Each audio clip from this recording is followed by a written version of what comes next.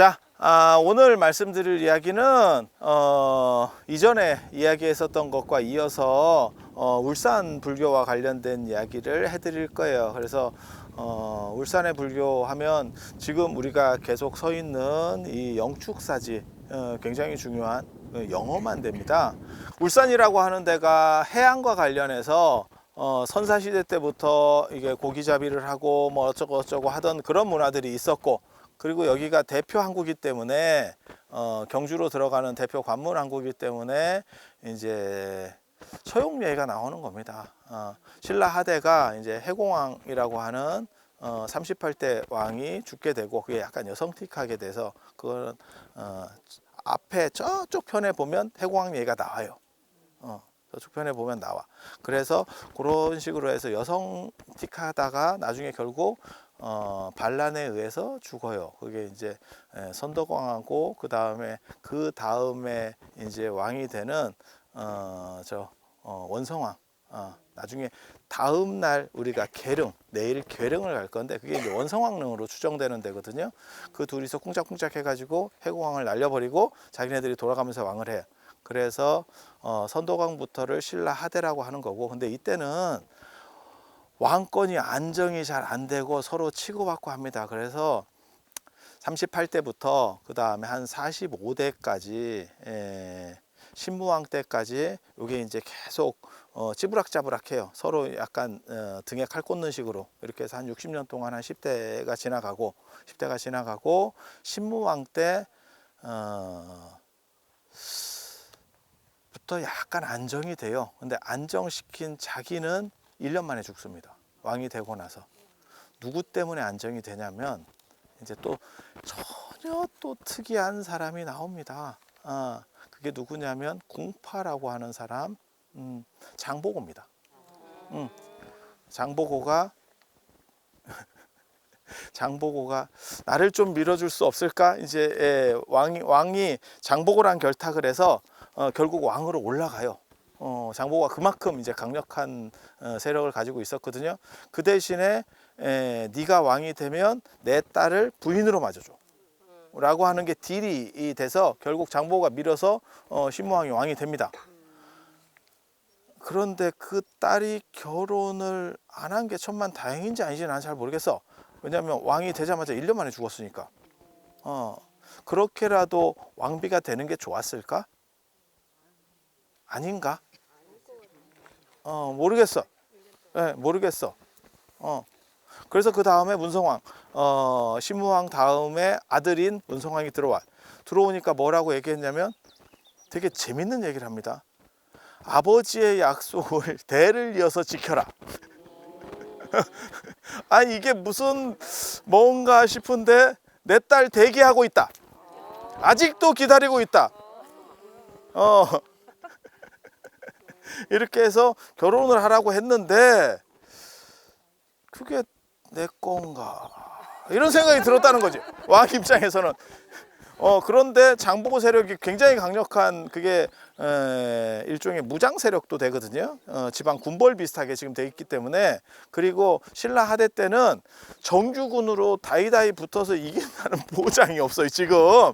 그래서 저걸 받자니 좀 그렇고 안 받자니 무섭고 이제 이렇게 이런 식의 어떤 흐름이 나옵니다. 그리고 왕실에서는 그래도 당신이 진골인데 그런 여자를 드린다는 게 당신의 권위 문제가 있는 거 아니냐, 이 얘기를 하는 거죠. 그리고 인간이라고 하는 건 다 화장실 갈 때하고 올 때하고 나올 때하고 또 차이가 있기 때문에. 그래 또 듣고 보니까 그렇고, 그 다음에 내 피가 오염된다라고 생각하는 거지. 왕의 입장에서는 권위가 떨어지고. 그래서 이게 타당한가? 이런 식으로 해서 정벌을 하고 싶었으나 정벌할 정도의 능력은 안 되고, 그래서 염장을 보냈지. 염장 들어봤습니까? 그 사람이 염장지는 대단한 사람이에요. 그래서 우리가 그런 얘기 하거든요. 제정 러시아가 까불 때 유럽은 한 사람을 보냈다. 그래서 러시아를 끝내버리거든. 그게 레닌입니다. 뭐 전쟁하고 자시고 할 필요도 없어. 레닌 한 사람을 보내면 돼. 근데 염장이 신라의 장군이었는데 내가 가서 장보고를 제거하겠다.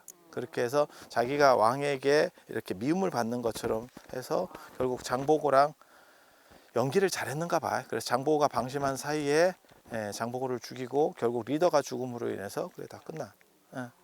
그런데 이 신무왕 때부터는 신무왕, 그다음에 문성왕 이때는 좀 번성을 해요. 번성을 해. 그래서 그때부터는 이제 조금 안정돼서 신라 하대에서 약간 올라가는 시절이 나와요. 그때 이제 처용 이야기가 나옵니다. 처용 이야기가. 처용이 헌광왕 때 헌광왕이 그때 보면 갑자기 무슨 기록이 나오냐면 저도 잘 이해를 못 하겠는데 경주에는 초가집이 없고 기와집이 다 있고 음악 소리가 계속 들렸다.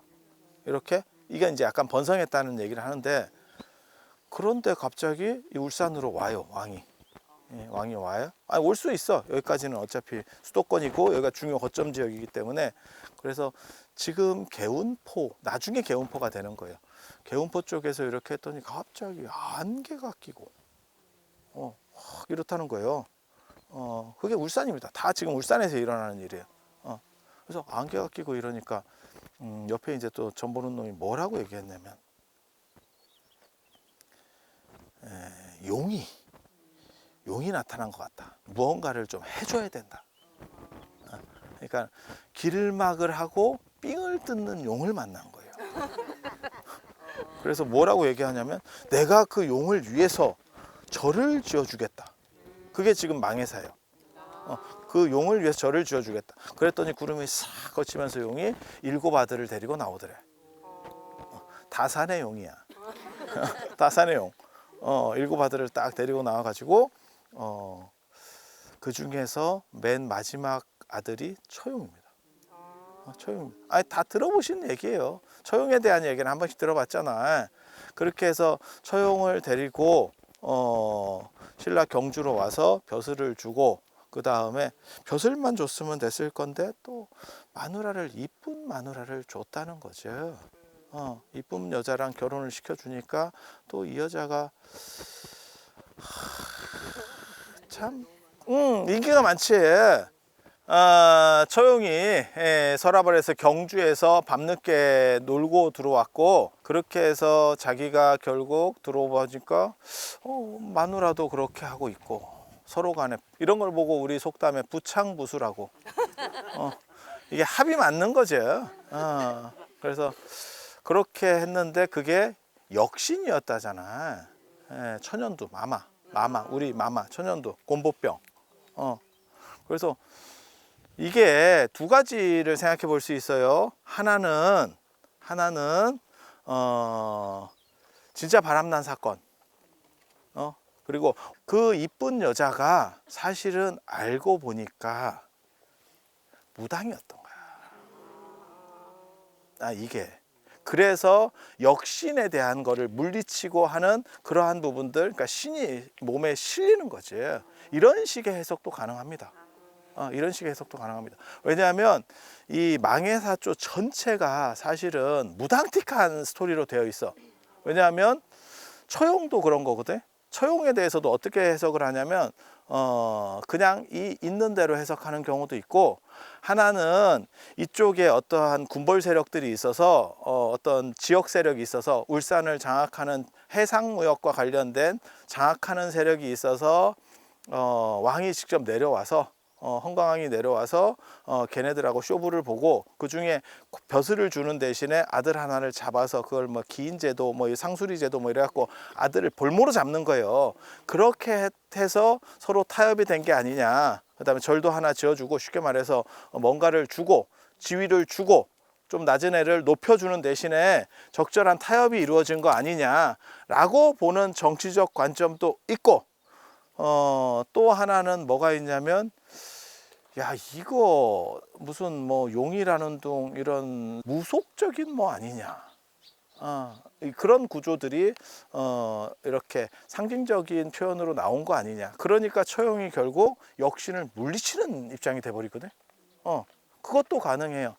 그리고 또 뭐가 있냐면 나중에 이제 원성왕릉 갔을 때, 괴릉에 갔을 때 볼 수 있는 무인석을 보면 그게 이제 아랍 사람 계열들이거든요. 중앙아시아나 아니면 아랍 사람 같은 사람들이 서 있거든요. 그래서 외부에서 들어온 상인들, 아라비아 상인들 쪽 아니냐라는 썰도 있습니다. 다 썰이고 특별한 거는 확정짓기가 굉장히 어려워요. 왜냐하면 이게 단편적 문헌만 있기 때문에 그냥 지어내고 우기면 되는 거지. 그러니까 논리 구조만 맞추면 되는 거지. 뭘 어떻게 할 수가 없어. 확정 짓는다는 건 어려워요. 그래서 결국은 그거잖아요. 처용이 마마를 이기고, 그리고 그 역신이 뭐라고 얘기하냐면 네 그림만 있어도 내가 절대 들어가지 않겠다 라고 얘기한다는 거잖아요. 그거는 어떻게 보면 얼굴이 부적이지. 얼굴이 부적. 얼굴이 부적인 것들은 사실은 나중에 한 번 더 있습니다. 우리나라 문화에서. 그게 달마도. 얼굴이 부적으로 가는 거고, 그리고 비형랑 이야기를 보면 거기에서는 이게 비형랑 집이다라고 하는 노래를 부르면 귀신들이 못 들어가. 근데 우리 어렸을 때 그 DVD를 보면 뭐가 있냐면 불법 복제 DVD는 호환 마마보다 무섭다라고 하는 게 있거든요. 근데 호환과 더불어서 마마가 굉장히 큰 사건이었고, 이것을 물리치는 두 가지 생각을 해볼 수 있는 거예요. 무속적인 구조거나 안 그러면 외국에서 들어온 우락부락한 사람의 모습이 그러한 전통적 이미지에 좀 세 보이는 것보다 훨씬 더 센 것처럼 느껴지는 거지. 그래서 실제로 불교에도 보면 사천왕이라든지 이런 거 보면 일반적인 사람들이라기보다 훨씬 세 보이는 모습들을 하거든요. 근데 코 크고 눈 크고 그 다음에 키 크고 우락부락하게 생긴 이런 사람들, 그거 나중에 내일 원성왕릉에서도 그대로 볼 수 있어요. 그런 사람들이 지킨다라고 하는, 그리고 그런 사람들로 이루어진 의장대들이 있었다는 거예요. 신라시대 때. 예. 그러니까 뽀대가 나는 거지. 내 보디가드인데 일반 사람들이, 그러니까 이영걸이나 무슨 뭐 견자단 같이 생긴 사람이 아니고 UFC 선수들 같이 이렇게 막 덩치 크고 이런 애가 딱 있는 거지. 그래서 그런 식의 문화 속에서, 그러니까 달마도도 마찬가지거든요. 그게 우락부락하게 생기고 좀 이상하고 눈깔 이렇게 막 크게 뜨고 막 이런 상이 모든 나쁜 것들을 다 물리치고 모든 데를 다 볼 수 있다, 이런 이미지를 줬다면 처용도 그랬던 게 아닌가라는 생각을 해요. 그리고 처용과 관련해서 그 용이 나오는데 그 용은 인도용입니다. 그러니까 아들로 낳지.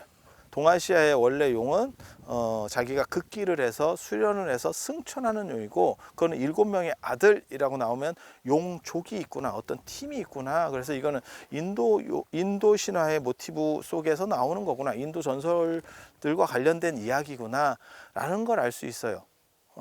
그리고 울산에 이 처용만 용이냐 너만 용이냐 라고 하면서 나오는 게 그 태화루 앞에 있는 용현이라는 데가 있어요. 그거는 중국의 오대산 태화지 용이 와서 쉬는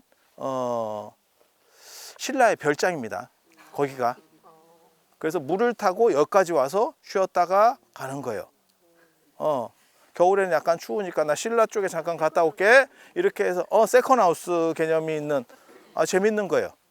그래서 태화지 용을 위해서 태화사를 지어서 명복을 빌어주고, 명복이라고 하기도 좀 그렇고 그냥 원찰이에요. 그 사람의 복을 빌어주고 그 다음에 그 앞에 와서 쉬고 법문을 듣고, 그리고 그 쉬고 법문 듣는 구조는 나중에 또 어디로 들어가냐면 무무왕의 가문사죠.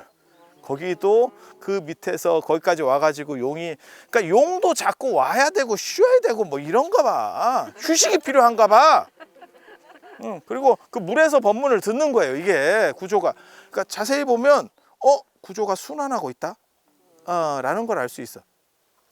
그런데 이 헌강왕조에 보면 여기서 끝이 아니고 이 헌강왕은 왜 이게 이제 무속 구조로도 해석될 수 있다라고 얘기하냐면, 역신을 쫓는다는 구조도 있고, 그리고 춤과 어떻게 보면 노래, 향가와 춤이라고 하는 걸 통해서 벽사거든요. 그게 뭐하고 똑같은 거냐면 우리 지금 무당 굿하는 거 생각하시면 돼요. 그게 춤과 노래예요. 이걸 가지고 귀신들을 쫓고 즐겁게 해주고 유희를 시켜주고 뭐 이런 거거든요. 그래서 어떤 때는 물리치고 어떤 때는 즐겁게 해줘서 굴복시키고, 이게 무당의 구조라고. 그래서 무속적 해석도 충분히 가능하고, 이 지금 망해사조에는 뭐라고 나오냐면 이 헌강왕은 남산에 가잖아요. 경주 남산에 가잖아요. 남산신이 나와서 춤을 춥니다. 자기만 보인대. 야, 이거 조금 냄새가 나거든. 이거 기독교에서도 많이 쓰는 건데, 하느님이 계시를 하는데 나만 들려. 그런데 남산에 가니까 남산신이 나왔고, 금강산에 가니까, 그게 북산이거든요. 북쪽. 그래서 금강산에 가니까 금강산 신이 나와서 또 춤을 춰요. 이게 무슨 산신들이 춤 못 춰서 죽은 귀신이 씨 가지고 계속 춤을 춰. 그 다음에 토지신이 나와서 춤을 춰. 이 얘기는 뭐냐면, 헌강왕이 이게 제정신이 아니었나. 그 얘기는 뭐냐면, 이 사람이 무당에 신기가 있었던 사람일 수도 있다. 라는 생각을 하는 거야. 요렇게 이게 세트로 같은 조에 들어있다는 거는 헌강왕이 무당과 같은, 그러니까 자기만 보는 세계가 있는 사람인 거야. 그러면 처용이 진짜냐? 에 대한 생각도 해볼 수 있는 거야. 여기 물론 유물이 있어. 유적이 있어. 거기서 구름들이 끼니까 내가 너를 위해서, 용을 위해서 절을 지어줄게. 그랬더니 구름이 싹 가셨다 그래서 개운포가 되는 거거든. 처음부터 개운포가 아니고 그렇게 해서 개운포가 됐다는 거고, 그리고 바다가 보이는 곳에다가 망해사를 지어주고, 그게 그 처용 아버지의 원찰이야. 원찰이야. 그래서 그렇게 유적들이 있는데 그게 다 내 혼자 머릿속의 생각입니까? 라고 할 수 있는 부분도 하나가 있고, 그래서 뭐 아랍 상인설도 있을 수 있는 거고, 지방 호족 세력설도 있을 수 있는 거고, 그런데 전체적으로 이 사람은 어디만 가면 춤추는 사람이 보여. 이게 뭔가, 이렇게 되는 경우가 두 가지가 있거든요. 하나는 진짜 무당이어서, 무당피가 흘러서, 그리고 신라는 원래 김씨, 석씨, 박씨로 내려가는 것도 이게 신기랑 관련돼서 이게 군장이 바뀌는 거거든요. 제사장이 바뀌게 되는 거거든요. 그런데 또 한 가지는 뭐냐면, 여러분들은 그런 생각 안 해보셨을 거야. 가진 게 많은 사람은 죽음에 대해서 두려워합니다. 죽을까봐. 많은 사람들이 나타나는 현상이에요. 그래서 그 관자에 보면 재밌는 얘기가 있어. 춘추 5패 중에 첫 번째가 제나라 황공인데, 그 이제 춘추 5패라는 게 제황공을 시작으로 해서 뭐 초장왕, 그 다음에 진문공, 그 다음에 진나라 목공, 그 다음에 오나라 함녀, 그 다음에 월나라 구천, 뭐 이래갖고 그게 설들이 좀 여러 가지가 있어요. 꼭 5명만은 아니야. 그 다음에 맹자 같은 경우는 송나라 양공을 치기도 하고, 그래서 꼽히는 사람들이 한 뭐 6명에서 7명 정도 되는데, 뭐 대충 그렇다 치고, 그 중에서 춘추 시대를 패자, 그러니까 임금보다도, 그러니까 임금은 아니지, 천자보다도 더 강력한 힘을 가졌던, 삼국지로 말하면 동탁, 안 그러면 우리식으로 말하면 연개소문 같은 그런 캐릭터예요. 아주 강력해. 임금보다 강해. 그런데 관중한테 뭐라고 얘기하냐면, 내가 죽으면 끝날 것 같은데 이런 거를 좀 안 죽을 수 없겠냐 라는 말을 합니다. 관중이라는 사람은 굉장히 지혜로운 재상이거든요. 그랬더니 관중이 뭐라고 얘기하냐면, 그런 식으로 성공한 사람이 있으면 너한테는 왕위가 오지도 못했다. 앞에서 누군가 성공했으면. 그런 게 안 되니까 당신도 임금이 될 수가 있었던 거고, 그리고 그것을 바란다는 것은 사실은 어리석은 거다 라고 얘기하지만, 그 뒤로도 진시황이나 한무제 같이 계속해서 그런 캐릭터들은 나올 수밖에 없고, 이런 사람들이 청나라 때까지 썼었던 방법 중에 하나가 뭐냐면 단약을 먹는 거예요. 안 죽는 불사약. 불사약. 불사약을 먹으면 효과는 직방입니다. 직방입니다. 안 죽는 건 아니고요. 더 빨리 죽기는 하는데, 불사약의 약 성분이 수은, 납, 유황, 주사 이런 거예요. 딱 들어봤어도 이게 제정신이 아닌 약재거든요. 독성이 굉장히 강한 중금속. 그리고 이거는 한번 먹으면 체내에서 빠지지도 않아. 그 대신에 이게 굉장히 강력하기 때문에 뭐가 보입니다. 뭐가 보입니다. 그래서 약을 못 끊는 이유 중에 하나로 저는 그렇게 얘기를 하거든요. 이게 보여. 보여. 그래서 천상의 세계가, 신선세계가 보인다니까, 나한테는. 너희들은 안 보이지? 나는 보여. 그래서 무속적 구조와 관련해서 사실은 이게 헌강왕이나 수로부인이나 이런 사람들이 무속적인 어떠한 여성들이 아니었겠나라는 그러한 여성이라든지 남성, 그러니까 무속적인 측면에서 이해될 수 있는 사람들이 아니었겠나라는 생각도 해볼 수 있습니다. 그리고 이런 게 막 보이기 시작하는 것과 관련해서 또 뭐가 있냐면 남북조 시대 때 남조를 유행하던 중국의 위신 남북조 시대 때 오동진, 송제, 양진 이렇게 육조 시대가 펼쳐지는데 이때 굉장히 유행하던 게 있죠. 그게 이제 오석산이라고 해서 여러분은 잘 못 들어보셨을 거예요. 5개 돌을 갈아서 이렇게 만드는 아편입니다. 아편입니다.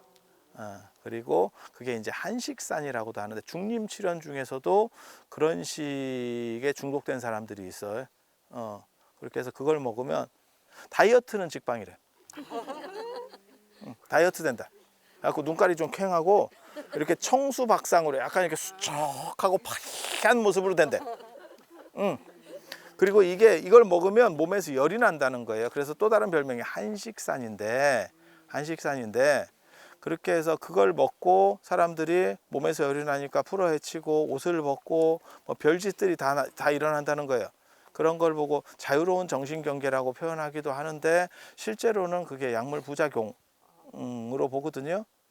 그래서 그런 비슷한 문화가 상류층의 신라에도 일부는 존재했을 개연성도 있어요. 그래서 그런 게 조금 더 잘 이렇게 되는 사람들이 있고, 그러니까는 눈앞에 뭐가 많이 보이는 사람이 있고 안 보이는 사람들도 있는 거지. 좀 적게 보이는 사람. 근데 그런 거 이상한 거 먹으면 다 해. 그런데 되게 재밌는 거는 아편 유행하듯이 남북조 시대에는 그게 유행을 했었어요. 어떻게 보면 처용에 대한 이해도 그런 쪽과 관련해서 한 번 정도는 생각을 해볼 수 있고, 그건 다 이 영축산에서 지금 벌어지는 일이에요. 그러니까 이 영축산과 청량산이 울산의 가장 성지의 메카기도 하고, 그리고 여기서 많은 일들이 벌어지는 사건들이 나오는 건데, 문제는 지금은 아이러니하게도 그러한 절터들의 흔적이 거의 없어요. 그래서 청량사지 정도가 남아 있고, 청량이라는 표현은 시원하다, 맑다라는 뜻이고, 그것은 문수보살을 상징하는 거예요. 이 영축산, 그 다음에 이 영축사지라고 하는 부분은 사실은 울산을 대표하는 불교의 가장 중요한 성지고, 여기는 낭지스님, 구름을 타고 다녔던 낭지스님, 그리고 보현보살에게 계를 받았던 지통스님, 그다음 의상의 10대제자가 되는 사람, 그 다음에 원효, 반고사의 원효 같은 이 영축사 쪽에, 영축산 안에 있었던 절로 지금 추정을 다 하거든요. 그래서 그런 3명의 잘 나가는 분들이 다 여기 살았고, 그리고 여기 터를 발굴하다 보니까 전불시대 때 등항 2개가 나왔대. 등항이 뭐냐면 등키는, 예전에는 부처님 앞에다가 이렇게 등을, 이렇게 줄을 천정에서 매달아 가지고 이렇게 등불을 내렸어요. 그래서 중국에 가보면 지금도 저랑 같이 중국 가보시면 그런 거 있는데, 걔네는 아직도 그걸 하거든요. 우리는 그게 다 없애버렸고 앞에서 전기로다가 이렇게 불을 쏴줍니다. 예불할 때나 이런 때는. 그런데 중국은 아직도 이렇게 위에서 내려와서 등을 밝혀요. 천주교도 그겁니다. 천주교도 그렇게 합니다. 성당도 밑에서 올리는 조명 갖고는 층고가 높으면 조명이 위를 때려줄 수가 없어. 그래서 위에서 쇠줄을 쭉 내리고 그 다음에 등을 켜는 거예요. 그 등의 진자 운동을 보고 뭐 갈릴레이가 뭘 발견했다는 둥, 뭐 이런 얘기들이 나오는 거예요. 그게 예, 피사사탑에서 뭘 물건을 떨어뜨려서 한 게 아니고 그 등에 진자 운동을 봤다라는 게 더 정설이거든요. 그래서 그런 것들도 있는 거고, 여기도 그 등항이 나왔다는 게 사실은 그렇게 올렸다 내렸다 하는, 그 내려와요. 줄을 풀면 내려와.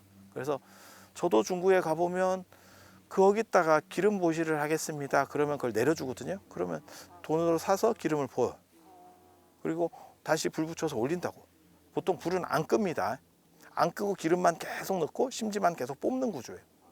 뽑는 구조예요. 그래서 땡기고, 그 등왕 2개가 발견됐다라고 하는 게 여기. 그리고 이런 전불시대의 가람지로서 나중에 하나가 고려 말에 들어와요. 그게 어디냐면 양주 회암사지입니다. 양주 회암사지는 거기도 이제 2가지 스토리가 나오거든요. 하나는 거기가 나란다 지공 스님이, 예, 지공 선현 스님이 인도 스님인데, 그분이 어향사라고 들어보셨어요 혹시? 어향사? 어향사가 뭐냐면 황제를 대신해서 영산, 대찰, 영지, 그 다음에 불보살님들이 유명한 그러한 성지를 찾아다니면서 내 이름으로, 내가 황제면 내 이름으로 너 향 피고 와. 이 사람을 어향사라 그래요. 그러니까 그 사람은 향을 들고 가서 황제 이름으로 향 피우는 거야. 향 피우는 거야. 그걸 어향사 하신 분으로 고려로 오거든요. 중국 태정제 어향사로 고려까지 와가지고 원나라 때예요. 와가지고 이렇게 전국을 순회하고, 그리고 금강산에다가, 원래는 금강산 법기보살 도량에다가 향을 피우려고 오신 분이고, 온 김에 한 바퀴 돌아요. 그래서 통도사도 왔었어요, 그 양반이. 예, 통도사도 왔었어요. 그래서 그렇게 하는데, 이분이 양주 회암사에서 양주 회암사를 터를 딱 보니까 거기가 전불시대 가람지고, 그 얘기를 해. 전불시대 가람지고, 그 다음에 여기가 나란다사하고 기운이 통한다. 이게 진짜 웃기는 건데, 야, 고려 말에도 이런 얘기가 나오는구나. 보통 이게 삼국시대하고 통일시대 때 많이 나와. 그러니까 성지랑 기운이, 형체가 비슷한 데는 기운이 통한다고 생각하는 거예요. 비슷하게 생겼으면.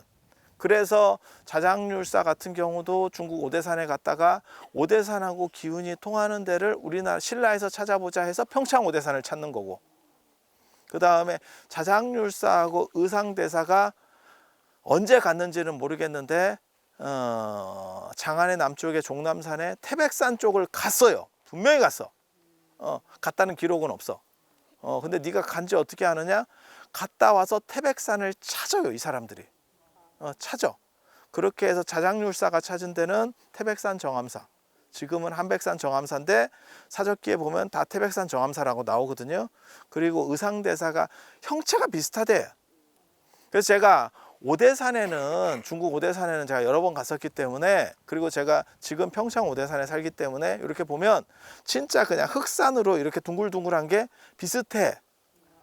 그리고 통도사도 이렇게 가보면 이쪽 영축산도 그렇고 통도사 영축산도 그렇고 산이 완만하고 별 볼 일이 없어요.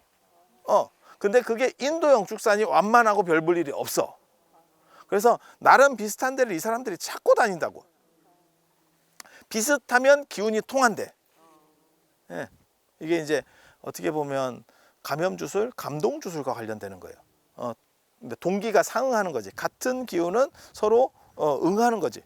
마치 소리곱새 소리치면 이쪽에서 소리치면 이쪽에서 응하듯이.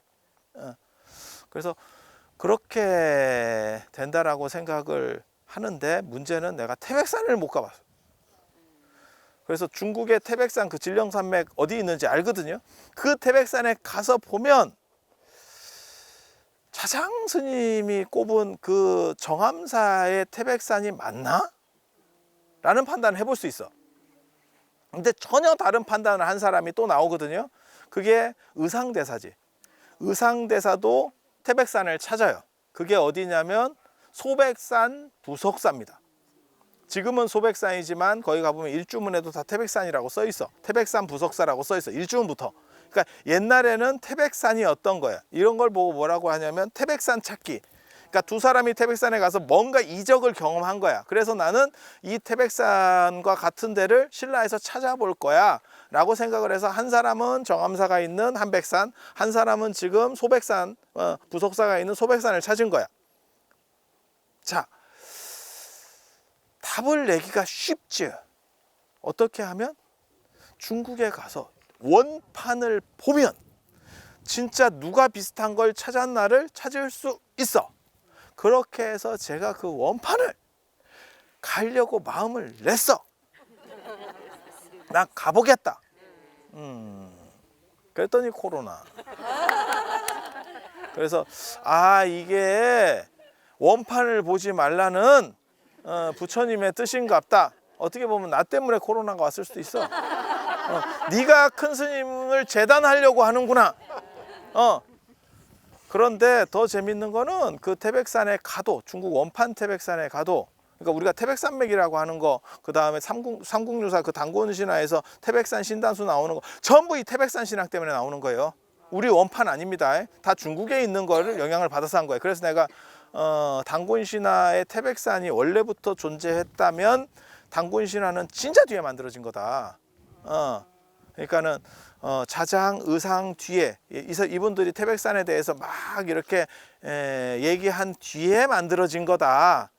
안 그러면 단군신화는 원래 원판은 다른 거였었고 그 뒤에 이 태백산 쪽이 신앙이 강하니까 섞여 들어갔던지, 섞여 들어가는 요소들도 있거든요. 그게 환인을 석재환인이라고 하고 하는 부분은 섞여 들어간 거거든요. 그래서 어떤 게 맞는지는 모르겠지만 태백산이 그렇게 중요한 비중으로 나온다면 너네는 생각보다 뒤에 통일신라 시대, 통일신라 이전으로는 절대 거슬러 오지 못한다. 이렇게 문헌 비판을 하는 거예요. 그래서 태백산에 저는 못 가봤지만 제가 가본 사람을 만났습니다. 중국 산 같은데 이렇게 좋아하는 사람을 만났어요. 그렇게 해서 진짜 어디가 비슷하냐? 궁금하지 않아?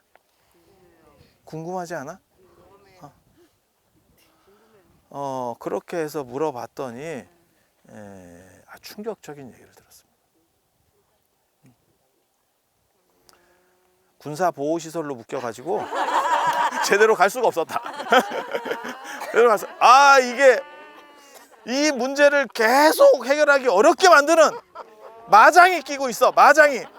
근데 내가 가긴 갔는데 그 근처에, 그러니까 금강산을 간 거야. 이 사람이.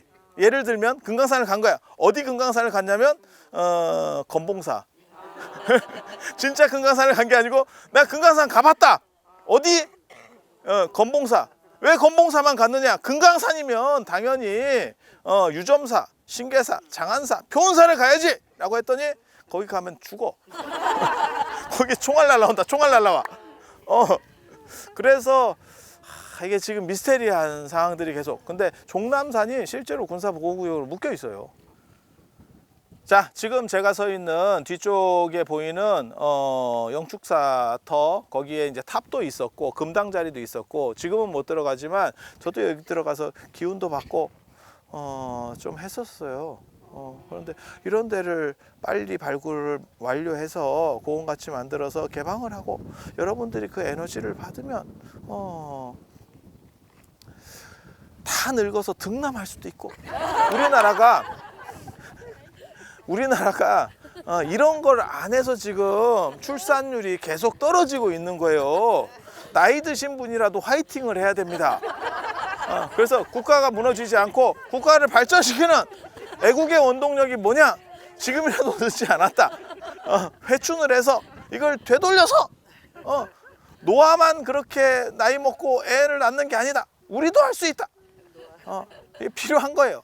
그래서 우리 모두 다 함께 화이팅. 자, 오늘 장시간 들어주셔서 대단히 감사합니다.